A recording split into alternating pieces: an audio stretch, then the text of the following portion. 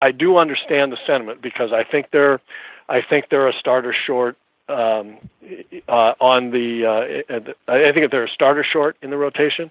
I hope I'm wrong about that. I've seen some encouraging things from Martin Perez. Seen some encouraging things from Miguel Pineda. Barrios looks like he's going to win. He'll win 15 games. I think he should win 18 if he continues to mature.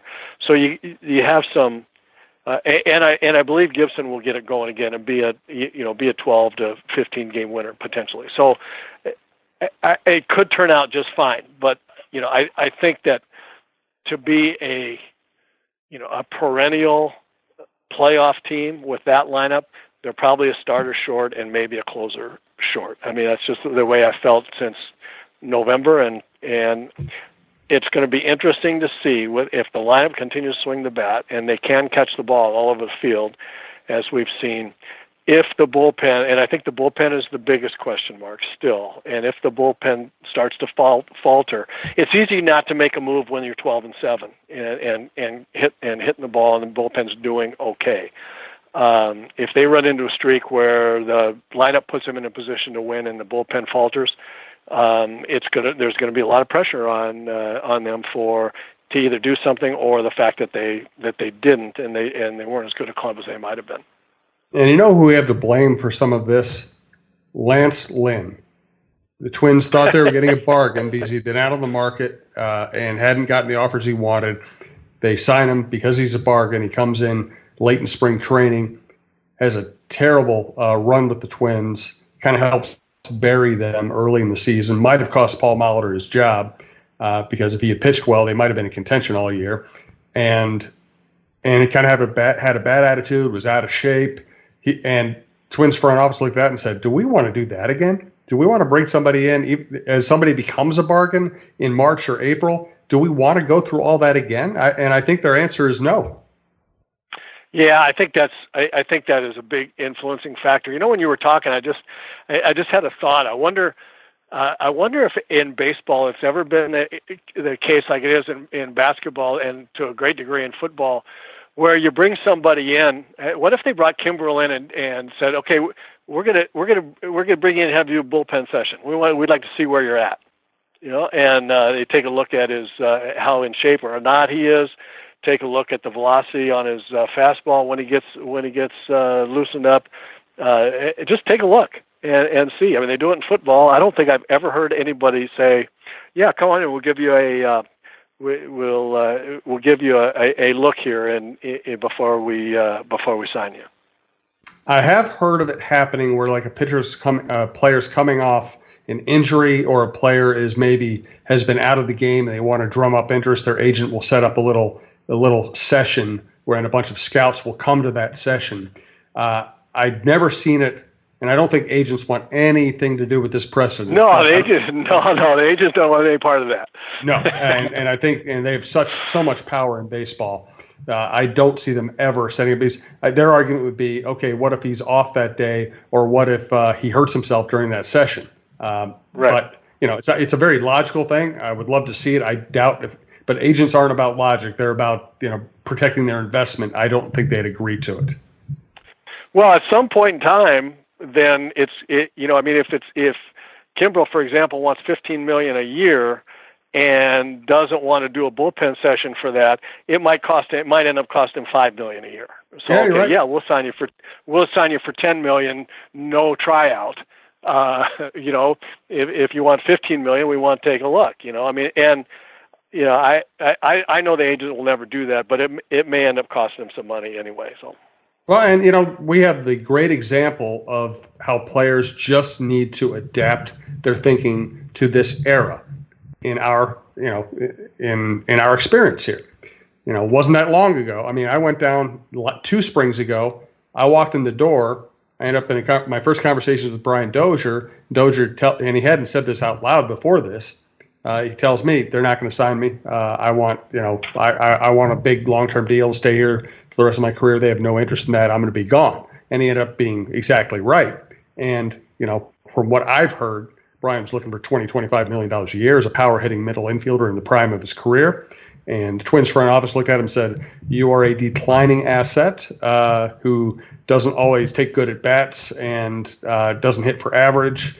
And we just aren't interested in that kind of investment. We have young players coming who we think might be just as valuable at an incredible smaller percentage of that salary." And they really never even tried to sign Brian. They ended up trading him for not even great value. So I just think so many of these players, including Kimbrel and Keuchel, they've seen the mega deals. They think they are in line for the mega deals, and they have not been able to adapt to the thought that, you know what, I might have to play for a lot less. Players have had it their way for a long time, and I think everybody got spoiled by the fact that it was just going to keep going up and up and up, and the only way it wouldn't is if the owners colluded. And I don't believe that there's any collusion involved with the owners. I think that, as you've alluded to, we've got a bunch of young business school analytical general managers and presidents of baseball operations, and they're doing exactly what you and I've talked about and what you just said. They're saying, no, it's not. That's not the value that we're looking for. We can spend that money in the minor leagues. On better coaching. We can spend it on doing a better job in the draft, whatever it is. And we're not willing to do that. And players and agents, you're right. They have not adapted to the idea that might be the new the paradigm shift now. The new environment is salaries that are commensurate with value per position per team, and that hasn't happened up until very recently, last couple of years.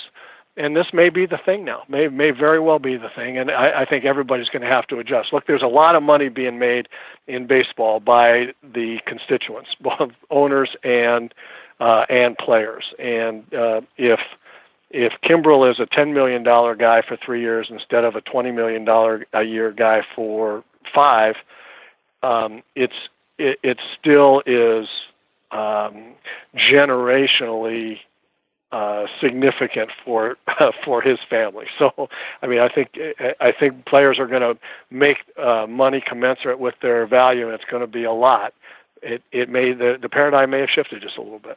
Thanks to Tony Hoaglund for providing the question that led off this show. Hoaglund. He works out of Champlin, but you can work with him wherever you are: phone, app, email, text, whatever. Tony takes good care of you. He's my insurance agent. He's also Michael Russo's insurance agent. Hey, Minnesota sports fans. This is your local State Farm agent, Tony Hoaglund. I need you all to ask yourselves this question. If you're in an at-fault car accident and you are sued for $700,000, how much of that $700,000 will my current insurance company pay? If you are unsure or can't answer all $700,000, you need to give us a call. State Farm has been number one in car insurance since World War II and number one in homeowners insurance since 1964. For a no-obligation review of your current policies, call us at 763-421-4900 or check out our website at www.champlininsurance.com. I have a musical recommendation for you in a little bit, but let's contemplate this. This lineup is tearing it up right now. Doesn't have really many weaknesses or any weaknesses, given that they can go to Garver or Astudillo as catcher if Castro's not hitting enough. What do you think this lineup's going to look like if Miguel Sano comes back and does what he should do? Well, it's going to be frightening for the rest of the league. I mean, we're making a couple of big assumptions. We're assuming that Kepler is a leadoff, can be an effective leadoff hitter. We're assuming that Polanco, Cruz, and Rosario continue to play like they're supposed to. Now, I mean, right now, especially as we said, Polanco and Rosario are en fuego, as they would say. They're absolutely on fire, and that won't be the case all the time. But in a 162-game schedule, I'm pretty confident in Polanco, Cruz, Rosario being significant, contributors, significant offensive forces. I'm worried about the 5th spot in the lineup. I really like Rosario hitting 4th behind Cruz, protecting Cruz from the opposite side of the plate. I really like that. And I felt that the fifth spot is going to get a lot of chances to drive in runs that either Cruz or Rosario don't get, either because they make an out or they walk. And the fifth spot's important, as is the sixth spot, really, in a strong lineup. But the fifth is really important. And I didn't know who was going to play that role. So far, it's been C.J. Cron, and he's been very good. Big 2-out hits. He's been a real surprise to me. I know the guy's got ability to hit the ball out of the ballpark, but he has absolutely played clean first base. I mean, just picking it over there, making really nice defensive plays. And not only has he hit the ball out of the ballpark a few times, he hit some doubles, but he's gotten some huge hits with 2 outs, which is the kind of thing you want from a fifth hitter. And if he continues to be like that, and Miguel Sano is the guy hitting sixth, and he is, as you say, he is who we think he's going to be. Or if he develops even more than that, and he can hit fifth behind Cruz, Rosario, Sano, then Cron and the rest of the way down the lineup. Man, is that strong? And let's not forget that Byron Buxton hitting the way he's hitting in the ninth spot so far is a big contributor to how significant the lineup is 1 through 9 right now. So, I mean, it's going to be a long way back for Sano, and I don't expect fireworks right away when he does get back. But I'll tell you what, to answer your question, it's going to be one of the most fearsome lineups in the big leagues. And just like we've always said, if Sano and Buxton are who we think they are now, with the emergence of Rosario and Polanco and potentially Kepler, man, is that good. Use the promo code TALKNORTH to get your first delivery free from Bite Squad. Go to bitesquad.com, download the Bite Squad app. You put your information in there. It's really easy to order off the app. You get great restaurant quality food showing up at your doorstep, ready to eat. No dishes, no driving, no parking, no waiting in line, no reservations. Just makes life very easy. You can also do it if you're working in your office at lunch. You can do it if you have kids and you just want to take care of them quickly and easily. You can do it for parties. Bitesquad.com, and even if you've already used the Talk North promo code, it's still a good deal. They also have a member service, $5.99 a month. You get free delivery from anywhere within a 4-mile radius. I know I have a million good restaurants within 4 miles of me. So check out bitesquad.com, and thanks to them for their sponsorship. All right, next week, let's dive a little bit into the way Buxton's hitting, because he's been aggressive. He's been pulling the ball. He's hitting tons of doubles. My inexpert opinion is that I think he should be hitting some of those balls over the fence. I want to get your breakdown of why he's hitting doubles instead of home runs at this point. But right now, I want to tell you that I just went to San Diego for a quick vacation with my wife. Incredible city, just beautiful.